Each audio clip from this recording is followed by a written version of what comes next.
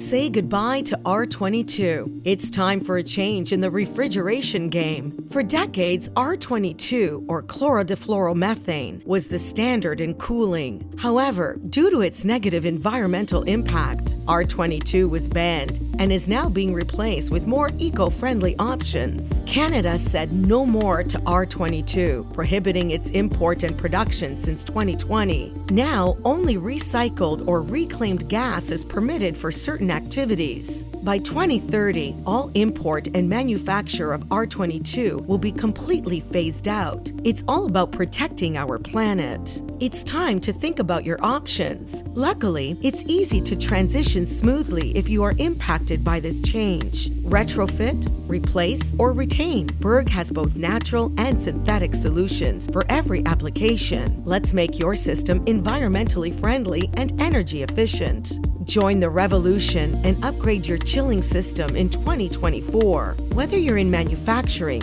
ice rinks, food and beverage, industrial and chemical processing, or natural resources, Berg can custom design a refrigeration system that will meet your economic and functional needs. Berg offers a no-obligation consultation with one of our sales engineers for you to understand your options.